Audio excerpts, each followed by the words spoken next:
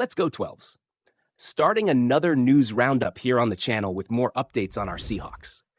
Welcome to another fast and objective news roundup. It's Charles here talking to you.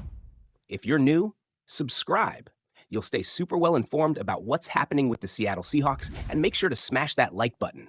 It helps me a lot, keeps me motivated, and strengthens my work here on YouTube. All right, let's kick things off with the latest update on Julian Love, our safety.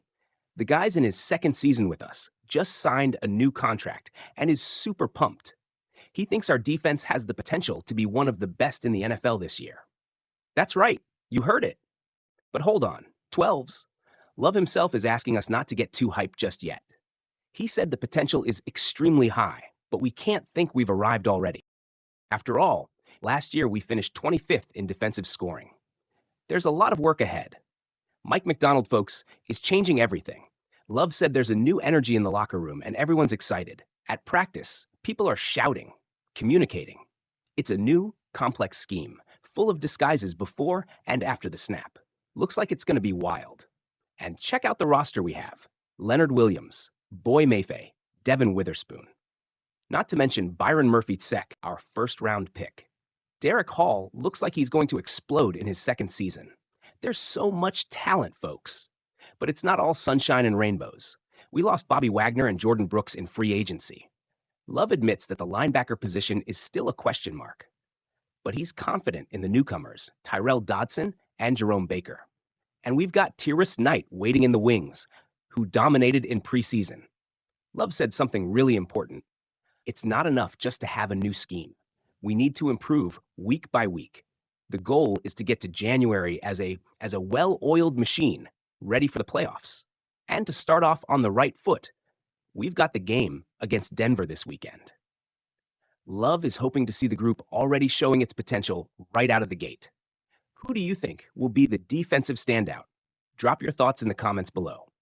All right, 12s, let's keep the info rolling. Sunday is coming, and we're hosting the Denver Broncos at home.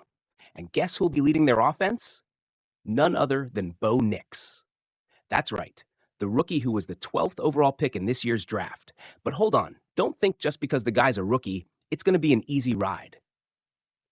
Nix is coming off 2 insane seasons playing for Oregon. Last year, the kid was a Heisman finalist. You know what that means? He's really, really good. Check out his stats. Over 50 touchdowns last season. That's not just anyone, right? And get this, in the Broncos preseason, the guy was on fire. He earned the starting job with no problem, while other quarterbacks picked ahead of him in the draft were left watching from the sidelines. Our linebacker, Tyrell Dodson, is already clued in. He told the press he respects Nix, saying his story is one of overcoming obstacles. Remember, the guy played at Auburn, and nobody thought much of him. Then he went to Oregon and proved everybody wrong. But what really concerns us is Nix's playing style. The guy's quick to release the ball, you know? And not only that, he's mobile. In his 2 years at Oregon, he ran for 738 yards and scored 20 rushing touchdowns. He's not Lamar Jackson, but he can definitely cause problems if we're not careful.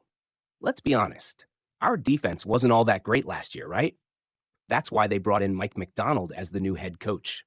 The idea is to strengthen that side of the team. And what better test than to face a mobile rookie quarterback right off the bat? What do you think? Will our defense hold up against Nix? Will Macdonald already show his impact? Or will we have to work hard for it? And our offense, do you think we can get past the Broncos defense? Share your thoughts in the comments below. 12s, to wrap up the video. Let's talk about an update on Gino Smith. Get ready because some big names are giving him a lot of praise. Let's be real. Geno is one of the most underrated quarterbacks in the NFL. That's right, you heard me. The guy's been killing it as our starting QB for 2 years now. But a lot of analysts out there still think he's just another player. But hold on, some people do see Geno's talent. Steven Ruiz from The Ringer just released a quarterback ranking for the 2024 season. And guess what? Geno's in the top 10, folks. That's right, 10th place. Ruiz said a lot of great things about Geno. He mentioned that our QB has one of the strongest arms in the league. He excels at deep passes, and he's a master at reading defenses. No wonder he's in the top 10, right? But don't think Ruiz is just blinded by love. He also pointed out Geno's weakness. overconfidence. It's that classic story, right? Your biggest strength can sometimes be your biggest weakness. Let's go back in time a bit. Early in his career, when Geno was with the Jets, that overconfidence cost him his starting job. But you know what's cool? The guy learned from his mistakes. When Geno finally got another chance to be a starter in 2022, he showed that he'd learned how to balance aggressiveness with caution. But sometimes, that confidence still gets the better of him. Ruiz mentioned that it goes through phases where he throws some risky passes. For example, from week 11 to week 13 in 2022, he threw 4 interceptions. And last year, from week 5 to week 8, it was 6. But the important thing is, he always manages to bounce back from those rough patches.